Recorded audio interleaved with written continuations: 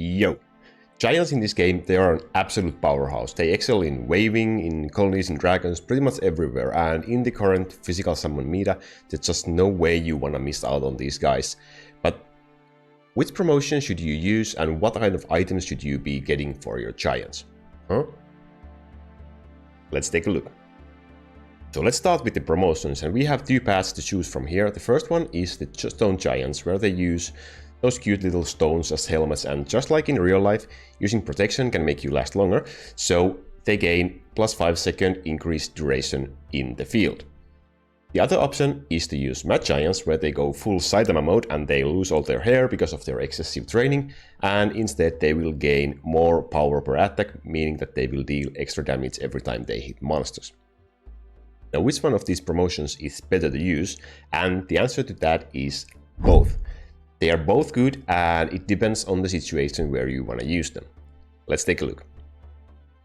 So the promotion you want to use is going to depend on the mode you want to use them in, and if we talk about waving, then the preferred promotion is the Stone Giants version, mainly because of that increased summoned unit time, meaning they will be staying on the field for a longer time, meaning they will have more time to trade blows with the enemies, and in early game this will make sure you are constantly having some giants on the field and you don't run into the issue where you kind of have nothing on the field and you get overrun by the enemies.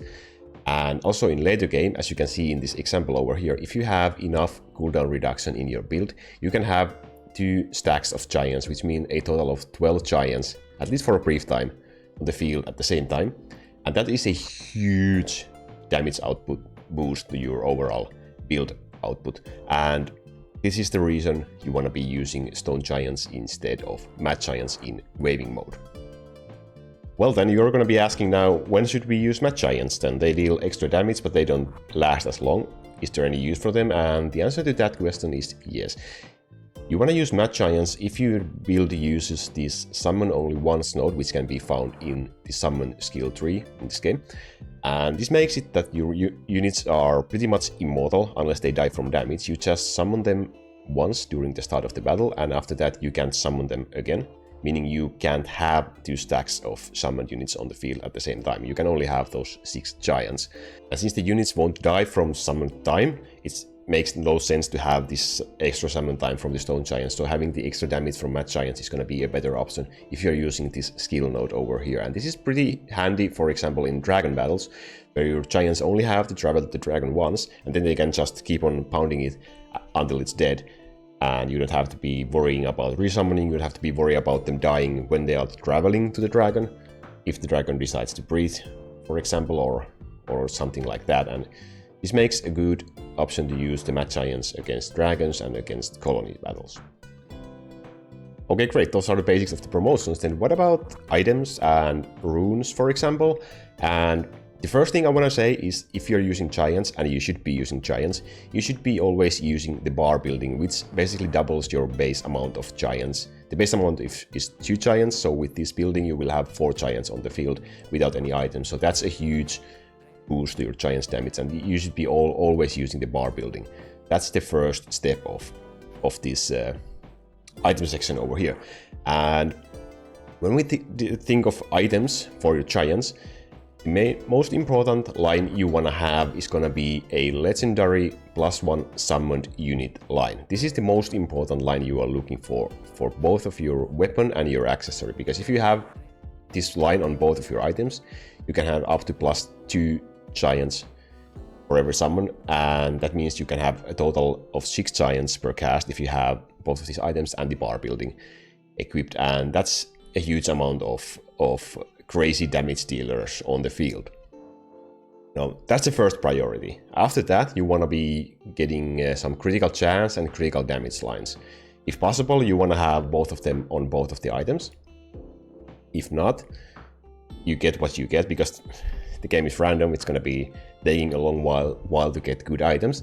And after critical chance and critical damage, you will start using secondary damage boosting like physical damage over here, or normal percentual damage, attack speed. Early game maybe even a cooldown line might work. But those are like stuff that boost your giants' damage is good. You don't need any crowd control on them, knockback, stun, anything like that. That's useless. You just want them to be dealing damage. That's the main reason they are in your build. So +1 summon unit, critical chance, critical damage, and additional damage boosting lines. Those are your priorities. You can probably already see it here. I have attack speed runes on my giants, and those are the runes you want to be looking for your giants, because you want to boost it. They deal a lot of damage per single hit, especially if you have all these damage boosting lines. So you want to increase the number of hits per second, hits per minute they can be dealing out, so they can be killing more monsters faster, making them more efficient.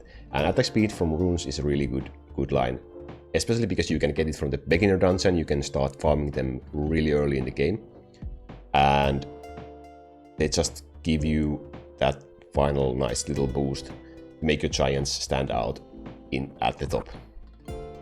And I want to point out that you should first focus on getting good items on your units first, and then focus on the runes. Like, they are a secondary boost. They're going to be a significant boost to your units, but they are going to be like, the main goal is to get good items first and then focus on the runes. Okay, so then we have orbs left, and I have the physical orb on my giants, which is a great orb for giants because it boosts both your damage and your attack speed on your giants. And the attack speed is a fixed +20%, so you don't have to worry about rerolling if you have bad luck with the orb rolls. Other option could be to use the Orb of Power or the Orb of Luck or the Critical Orb. Again, stuff that will boost the damage of your giants. But Physical Orb is a really good option, and you probably have to use those other orbs elsewhere, so Physical Orb for giants is a nice choice. So those are the basics of giants, and also in the skill tree, giants are good because they benefit from both the physical tree and the summon tree, because they are summon units and also they are physical at their type. So this means also this is one of the reasons why they are such a good unit in your physical summon build, because they will be getting boost from 2 different skill trees, and they will be getting boost from the very beginning of the game when you're going up with the physical path, and they will only get stronger and stronger the further you get into the game. Now, if you have any questions, please feel free to leave a comment down below. I will do my best to answer in case I missed something. And I thank you once again very much for watching these videos. And as always, comments, feedback, suggestions, everything is welcome. I would love to hear from you guys, and I will see you next time. So until that, stay safe and goodbye.